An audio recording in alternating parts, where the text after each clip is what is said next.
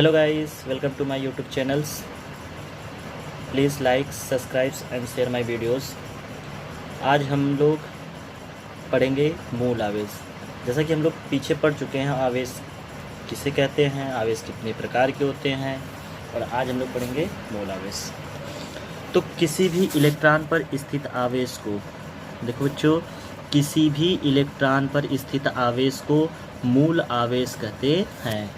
कोई भी इलेक्ट्रॉन हो, उस पर जो आवेश स्थित होता है या किसी भी इलेक्ट्रॉन पर जितना आवेश पाया जाता है, उस आवेश को ही मूल आवेश कहते हैं। और किसी भी इलेक्ट्रॉन पर आवेश का मात्रा होता है 1.6 × 10⁻⁻19 कूलम। कोई भी इलेक्ट्रॉन हो, उस पर आवेश का जो मान होता है वो होता है 1.6 × 10⁻⁻19 कूलम। साथ ही साथ बच्चों यह भी आप याद रखिएगा कि एक प्रोटॉन पर आवेश की मात्रा इलेक्ट्रॉन के आवेश की मात्रा के बराबर होता है, यानी कि 1.6 × 10⁻⁻19 कूलम। तो बच्चों दोनों में अंतर क्या है? जो इलेक्ट्रॉन पर आवेश होता है वह ऋण आवेश होता है। वो कौन सा आवेश होता है? ऋण आवेश होता है। एक बार फिर से समझो बच्चों कि इलेक्ट्रॉन पर जो आवेश होता है वह ऋण आवेश होता है, जबकि प्रोटॉन पर जो आवेश होता है वह धन आवेश होता है।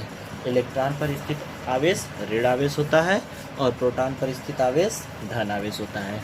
इसी के साथ आप यह भी याद रखिए, जो इलेक्ट्रॉन होता है किसी भी परमाणु के चारों ओर बनी कक्षाओं में चक्कर लगाता है, जबकि जो प्रोटॉन जो होता है बच्चों, वो परमाणु के नाभिक में स्थित होता है। और आपको इसी के साथ साथ यह भी बता दें कि इलेक्ट्रॉन का भार प्रोटॉन के भार की अपेक्षा बहुत कम होता है। प्रोटॉन एक भारी कण होता है, जबकि इलेक्ट्रॉन एक हल्का कण होता है। आइए देखते हैं एक अल्फा कण पर कितना आवेश होता है। तो एक अल्फा कण पर आवेश का मान होता है 2 × इलेक्ट्रॉन पर स्थित आवेश। इसका मतलब यह है बच्चों कि एक अल्फा कण पर कितना आवेश उत्पन्न होगा? 2 × एक इलेक्ट्रॉन पर स्थित आवेश, यानी 1.6 × 10⁻⁻19 कूलम। ठीक है बच्चों। और 2 का जब गुणा कर देंगे 1.6 में, तो देखो 1.6 × 2 बराबर हो जाएगा 3.2 × 10⁻⁻19 कूलम। 3.2 × 10⁻⁻19 कूलम। ठीक है बच्चों। चलिए अब आगे चलते हैं। अगर हम किसी भी आवेश की बात करें तो कोई भी आवेश हो, चाहे वो धन आवेश हो या ऋण आवेश हो, कोई भी आवेश हो, वह वैद्युत और चुंबकीय दोनों प्रकार के क्षेत्रों को उत्पन्न करता है। इसका मतलब चाहे वो धन आवेश हो या ऋण आवेश हो, उसके पास वैद्युत और चुंबकीय दोनों गुण पाए जाते हैं। तो वैद्युत गुण कब पाए जाते हैं? वैद्युत गुण तब होता है जब आवेश स्थिर हो या गतिमान हो, दोनों अवस्थाओं में। लेकिन चुंबकीय गुण तभी उत्पन्न होगा जब आवेश क्या हो? गतिमान हो। माने गतिशील आवेश के पास कौन सा गुण होता है? चुंबकीय गुण होता है। तो क्या गतिशील आवेश के पास वैद्युत गुण नहीं होता? वैद्युत गुण भी होता है, यानी कि गतिशील आवेश वैद्युत एवं चुंबकीय दोनों प्रकार के क्षेत्रों को उत्पन्न करता है। तो दोनों प्रकार के क्षेत्र होते कैसे हैं? तो वो दोनों क्षेत्र एक दूसरे के सदैव लंबवत होते हैं। बात समझ में आ गया?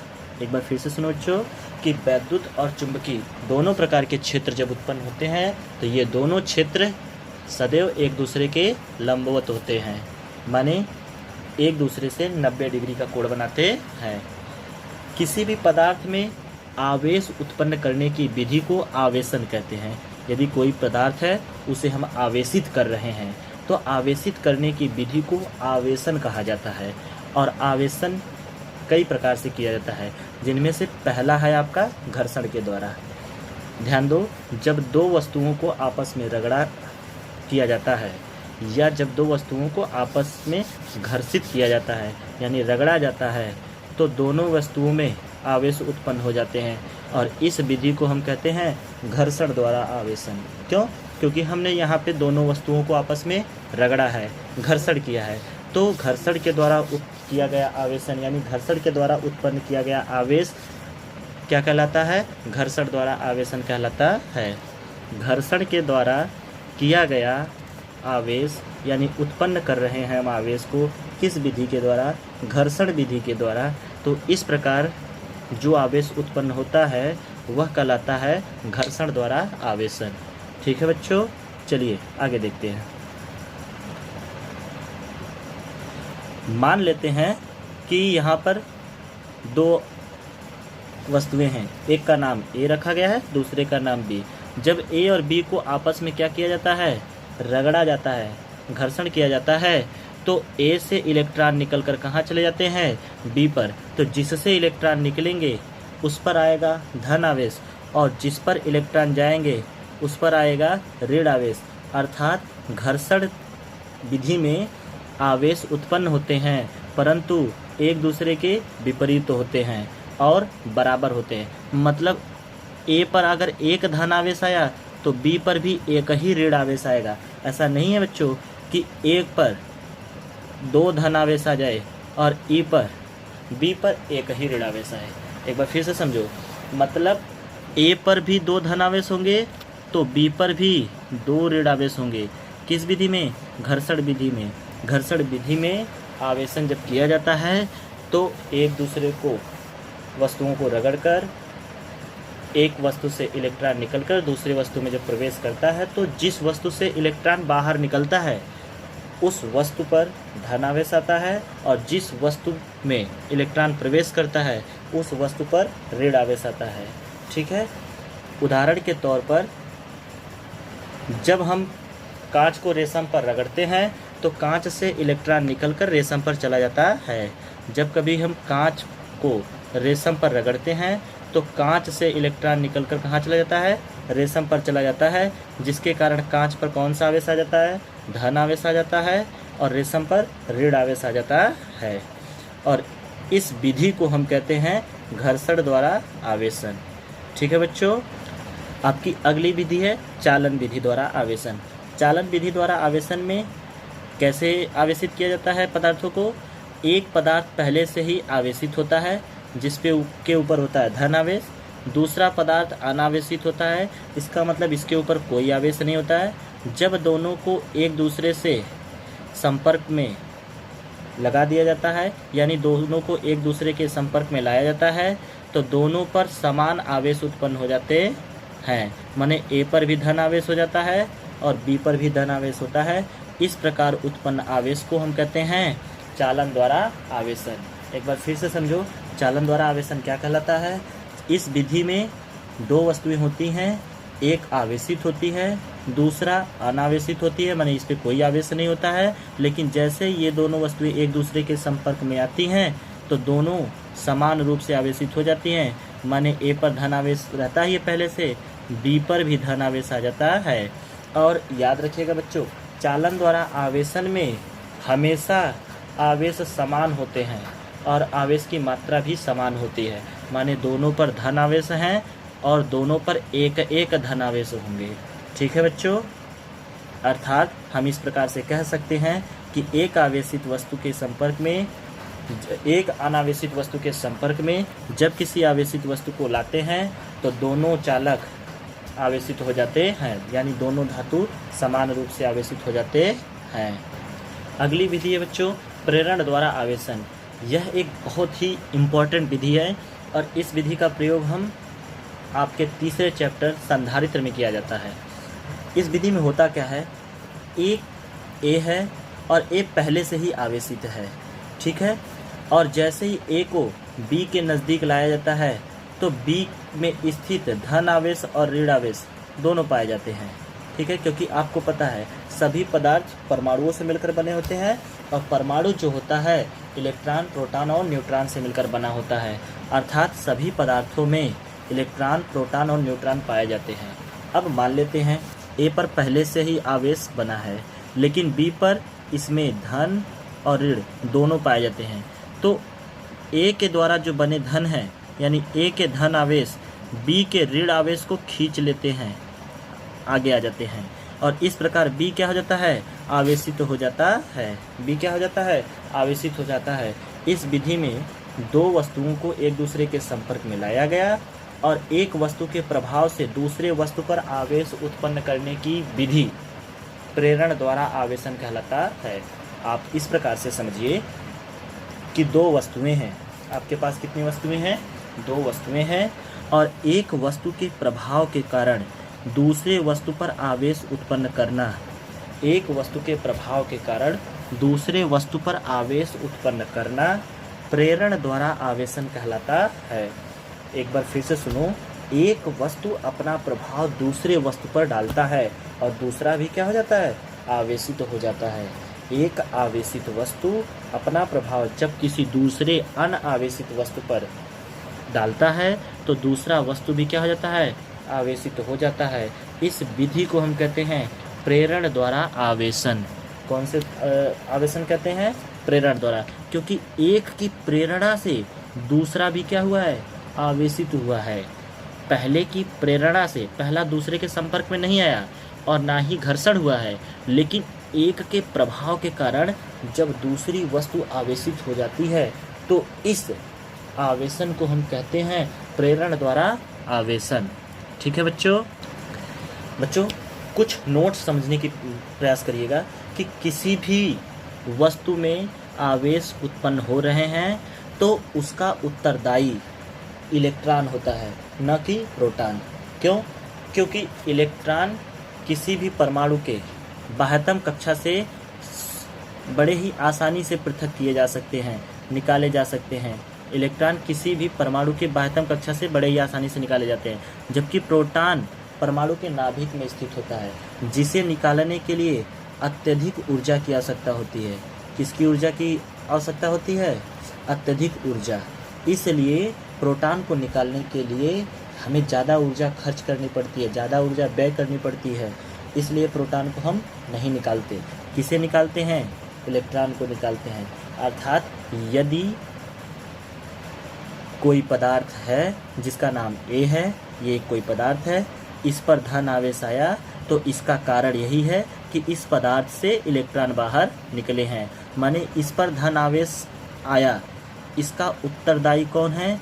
इलेक्ट्रॉन है। अगर यही इलेक्ट्रॉन बाहर नहीं निकले होते तो इस पर कोई भी आवेश नहीं आता। ठीक है बच्चों, इसका मतलब किसी भी पदार्थ पर धन आवेश आए चाहे ऋण आवेश आए, इसकी जिम्मेदारी कौन लेता है? इलेक्ट्रॉन लेता है, न कि प्रोटॉन। कभी भी प्रोटॉन ऐसा काम नहीं करता। क्यों नहीं करता? क्योंकि प्रोटॉन नाभिक में स्थित होता है और प्रोटॉन एक भारी कण है इलेक्ट्रॉन की तुलना में, इसलिए इसे नाभिक से निकालना थोड़ा मुश्किल होता है। इसलिए किसी भी पदार्थ पर चाहे धन आवेश आए चाहे ऋण आवेश आए, उसका उत्तरदायी कौन होता है? इलेक्ट्रॉन होता है। इलेक्ट्रॉन एक स्थान से दूसरे स्थान तक गति करके वस्तु को धन आवेश से ऋण आवेश, ऋण आवेश से धन आवेश कर देता है। ठीक है, चलिए एक बात यह आपने दिमाग में बैठा लीजिएगा बच्चों कि यदि दो वस्तुएं हैं, दोनों का भार समान है, माने यह भी 10 केजी का है और यह भी 10 केजी का है। दो वस्तुएं हैं, 10-10 केजी के हैं दोनों। ठीक है, एक का नाम ए है और दूसरे का नाम बी है। अगर ए पर धन आवेश आया, इसका मतलब ए से इलेक्ट्रॉन बाहर निकले। जब इलेक्ट्रॉन बाहर निकलेगा तो इसका भार घटेगा। क्यों? क्योंकि इसका इलेक्ट्रॉन बाहर निकला है, तो इलेक्ट्रॉन बाहर निकलेगा तो जाहिर सी बात है कि भार क्या होगा? घटेगा। बहुत ज़्यादा भार नहीं घटता है, आंशिक रूप से घटता है। इसलिए किसी भी पदार्थ पर यदि धन आवेश आ रहा है तो उसका भार आंशिक रूप से घट जाएगा, और दूसरे पदार्थ पर इलेक्ट्रॉन यदि जा रहा है तो उस पर इलेक्ट्रॉनों की संख्या बढ़ रही है, यानी उसका भार भी आंशिक रूप से बढ़ेगा। ये बातें समझ में आ गई? तो आगे चलें।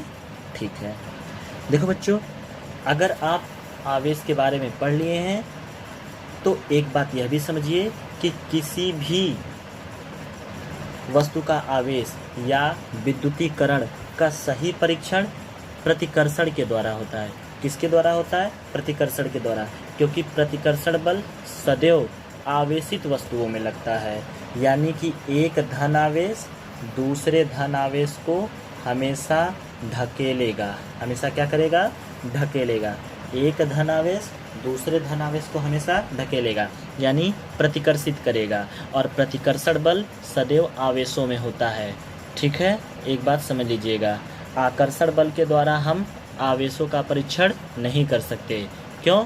क्योंकि आपको हम बता दें कि अगर आकर्षण बल का चेकिंग किया जाए, यानी पता किया जाए, तो धन आवेश और ऋण आवेश एक दूसरे को आकर्षित करते हैं। और साथ ही साथ आप सार्वत्रिक गुरुत्वाकर्षण क्लास 11th में ये पढ़े हैं, F इज प्रोपोर्शनल टू होता है m1 m2 अपान r², माने पदार्थों के द्रव्यमानों के गुणनफल के अनुक्रमानुपाती। अर्थात यदि दो पदार्थ हैं, दोनों का द्रव्यमान है, एक का द्रव्यमान m1 है, दूसरे का द्रव्यमान m2 है, तो सदैव ये दोनों एक दूसरे को क्या करते हैं? आकर्षित करते हैं। लेकिन इन पर तो कोई आवेश नहीं है, फिर भी ये आकर्षित कर रहे हैं। यही तो हम बताना चाहते हैं कि आकर्षण बल चाहे आवेश हो या न हो, हमेशा लगता है। बस पदार्थों के पास क्या होने चाहिए? उनके द्रव्यमान होने चाहिए, उनके भार होने चाहिए। यदि दो पदार्थ हैं, उनके कुछ न कुछ भार हैं, एक का भार m1 है, दूसरे का भार m2 है, तो भी ये दोनों एक दूसरे को आकर्षित करते हैं। तो भी क्या करते हैं? ये दोनों एक दूसरे को आकर्षित करते हैं। और यहाँ पर आकर्षण बल कार्य करता है। ये बातें समझ में आ गया? ठीक है, एक बात समझ लीजिएगा आप लोग कि दो पदार्थ यदि उनका द्रव्यमान है तो वे हमेशा एक दूसरे को अपनी तरफ खींचेंगे, आकर्षण बल कार्य करेगा। दोनों पदार्थ एक दूसरे की ओर आने का प्रयास करेंगे। और विद्युत आवेश में भी यही होता है कि विपरीत प्रकार के आवेश एक दूसरे को हमेशा आकर्षित करते हैं। इसलिए आकर्षण के द्वारा हम विद्युतीकरण का परीक्षण नहीं कर सकते, क्योंकि आकर्षण बल आवेशित और अनावेशित दोनों प्रकार के कणों के मध्य कार्य करता है। ये बातें समझ में आ गया? तो चलिए आगे देखते हैं। आवेश का जो मात्रक होता है वो कूलाम होता है, और आवेश के अन्य भी मात्रक होते हैं, छोटे और बड़े। तो कुछ छोटे मात्रक होते हैं, जैसे माइक्रो कूलाम। 1 माइक्रो कूलाम बराबर होता है 10⁻⁶ कूलाम। कितना होता है? 1 माइक्रो कूलाम बराबर होता है 10⁻⁶ कूलाम। और 1 नैनो कूलाम बराबर होता है 10⁻⁹ कूलाम। फिर से देखो बच्चों, 1 nano coulomb 10⁻⁹ coulomb, 1 micro coulomb 10⁻⁶ coulomb होता है। ये बातें समझ में आ गई? याद रखिएगा, ये बहुत ही मोस्ट इम्पोर्टेंट है। ठीक है बच्चों, एक बात और याद रखिएगा, आवेश का जो मान होता है वो उनके वेग पर, यानी उनकी गति पर निर्भर नहीं करता। आवेश चाहे जितना स्पीड से गति करे, उनका मान कभी भी घटता बढ़ता नहीं है। एक इलेक्ट्रॉन अगर स्लो चले तो भी उस पर 1.6 × 10⁻⁻19 कूलाम के आवेश होंगे, और यदि वह तेज चले, प्रकाश के इतना स्पीड से लेके जाओ, तो भी उस पर 1.6 × 10⁻⁻19 कूलाम ही आवेश होंगे। ना तो ये बढ़ेंगे और ना ही घटेंगे। ये बातें क्लियर हो गया? चलिए देखिए बच्चों, आवेशों का क्वांटीकरण क्या होता है। आवेशों का क्वांटीकरण का अर्थ यह है कि किसी भी पदार्थ से जब इलेक्ट्रॉन निकलते हैं तो वो हमेशा 1 इलेक्ट्रॉन निकलेंगे, 2 इलेक्ट्रॉन निकलेंगे, 3 इलेक्ट्रॉन निकलेंगे। ऐसा नहीं है कि किसी भी पदार्थ से इलेक्ट्रॉनों का निष्कासन आधा इलेक्ट्रॉन निकले या 2/3 इलेक्ट्रॉन निकले। ऐसे कभी भी इलेक्ट्रॉन नहीं निकलते। जब भी इलेक्ट्रॉन निकलते हैं पूर्ण गुणज के रूप में निकलते हैं। पूर्ण गुणज का अर्थ होता है, समझिए, कि पूरा पूरा। पूर्ण गुणज का मतलब पूरा पूरा। अब पूरा पूरा का मतलब क्या होता है? पूरा पूरा का अर्थ होता है कि जब भी इलेक्ट्रॉन निकलेंगे, या तो 1 इलेक्ट्रॉन निकलेगा, या तो 2 इलेक्ट्रॉन निकलेंगे, या तो 3 इलेक्ट्रॉन निकलेंगे, या तो 4 इलेक्ट्रॉन निकलेंगे। माने इलेक्ट्रॉनों का उत्सर्जन या तो 1 इलेक्ट्रॉन हो, या 2 इलेक्ट्रॉन हो, या 3 इलेक्ट्रॉन हो। इसी प्रकार इलेक्ट्रॉन को जो ग्रहण करने की प्रवृत्ति होती है, वह भी या तो 1 इलेक्ट्रॉन ग्रहण करेंगे, या तो 2 इलेक्ट्रॉन ग्रहण करेंगे, या तो 3 इलेक्ट्रॉन। माने पूरा पूरा, आधा, 1/3, 2/3, ऐसे कभी इलेक्ट्रॉन न तो उत्सर्जित होते हैं और ना ही ग्रहण किए जाते हैं। ठीक है बच्चों। चलो, जब कभी भी किसी वस्तु से इलेक्ट्रॉन निकलते हैं तो उन पर आवेश किस रूप में आते हैं? हमेशा Q बराबर NE के रूप में आते हैं। एक इलेक्ट्रॉन निकला तो N बराबर 1, 2 इलेक्ट्रॉन निकला तो N बराबर 2, 3 इलेक्ट्रॉन निकला तो N बराबर 3। अब आ गए हम लोग बहुत ही इम्पोर्टेंट टॉपिक पर। ये यूपी बोर्ड में प्रायः पूछा जाता है प्रश्न कि कूलाम का नियम क्या है, और इसी के साथ साथ यह पूरा चैप्टर इसी नियम पर आधारित है। इस नियम का प्रयोग करके आप अक्षी, निरक्षी और कई स्थितियों में वैद्युत क्षेत्र की तीव्रता, एकांक आवेश के द्वारा वैद्युत क्षेत्र की तीव्रता, वैद्युत क्षेत्र की तीव्रता किसे कहते हैं, तो ये सब चीज़ें कूलाम के नियम पर ही आधारित है। कूलाम का नियम क्या कहता है, ध्यान से देखो बच्चों। 2 बिंदु आवेश हों, 2 बिंदु आवेश माने एक आवेश का नाम हो Q1, एक आवेश का नाम हो Q2, तो इनके बीच या तो ढकेल बल लगेगा या खिंचाव बल लगेगा, क्योंकि आवेश है, आवेश एक दूसरे को या आकर्षित करेंगे या प्रतिकर्षित करेंगे। तो इनके मध्य चाहे जो बल लगे वह मान लेते हैं F हो। तो 2 आवेशों के मध्य लगने वाला आकर्षण तथा प्रतिकर्षण बल, चाहे आकर्षण लगे या प्रतिकर्षण बल लगे, दोनों में से एक ही बल लगेगा।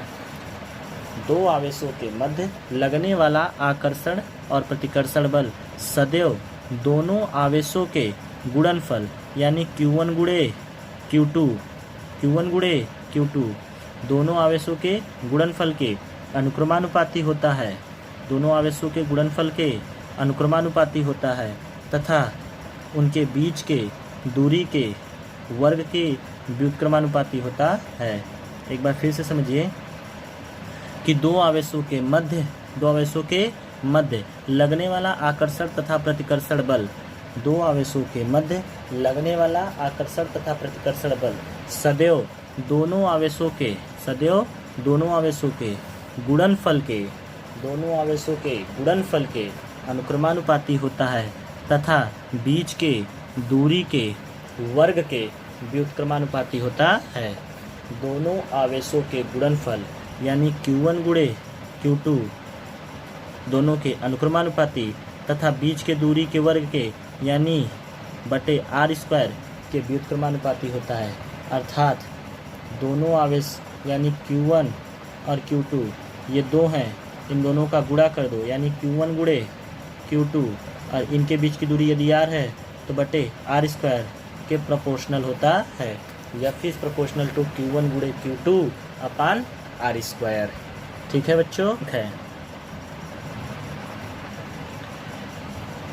F is proportional to Q1 Q2 upon R²। F equal to proportionality हटाते हैं, एक नियतांक K लगा देते हैं, तो F बराबर हो जाएगा K Q1 Q2 upon R², जहाँ K एक नियतांक है और इसे वैद्युत बल नियतांक के नाम से जाना जाता है और इसका मान होता है 1/4 पाई एप्सिलॉन नॉट K। एक बार फिर से देख लो बच्चों कि K का मान जो होता है वो 1/4 पाई एप्सिलॉन नॉट K होता है। ठीक है बच्चों, ध्यान से देखो। अब इस K के जगह पे जहाँ ये K लिखा है उसकी जगह पे हम लिख देंगे 1/4 पाई एप्सिलॉन नॉट, तो समीकरण 1 हमारा बन जाएगा ये वाला रूप। F इक्वल टू K के जगह पे 1/4 pi epsilon not K into Q1 Q2 upon R²। अब ये हो गया आपका कूलाम का नियम। देखिए बच्चों, अब इस नियम को हम इस रूप में लिख दिए हैं, जहाँ ये वाला सिंबल जो बनता है इसको पढ़ते हैं एप्सिलॉन नॉट, और एप्सिलॉन नॉट का अर्थ होता है निर्वात की वैद्युतशीलता। एक बार फिर से इस वाले सिंबल को पढ़ते हैं एप्सिलॉन नॉट, और इसका मान होता है यानी ये क्या दर्शाता है, तो यह दर्शाता है निर्वात की वैद्युतशीलता। और ये जो K है, K का अर्थ होता है कि माध्यम का परावैद्युतांक क्या है। ठीक है, यदि बात निर्वात की जाए जहाँ पे कोई भी वातावरण उपस्थित न हो, वहाँ पर K का मान हमेशा 1 रखा जाता है। तो जब K का मान तुम 1 रख दोगे तो ये वाला समीकरण K के जगह पे 1 रख दिया जाएगा, तो इसका रूप इस रूप में परिवर्तित हो जाता है। तो हो जाएगा F इक्वल टू 1/4πε0। K की जगह पे 1 हो गया तो K हट जाएगा, Q1/Q2/R²। ठीक है बच्चों, चलिए तो आगे देखते हैं हम लोग। 1/4πε0 का जो मान होता है बच्चों, एक बार फिर से देखो, 1/4πε0 का मान जो होता है वो होता है 9 × 10⁹ न्यूटन मीटर स्क्वायर प्रति कूलम स्क्वायर। अब जहाँ 1/4πε0 लिखा गया है, जहाँ 1/4πε0 लिखा गया है वहाँ पे आप लिख देंगे 9 × 10⁹ Q1/Q2/R²। ये हो गया आपका कूलम का नियम।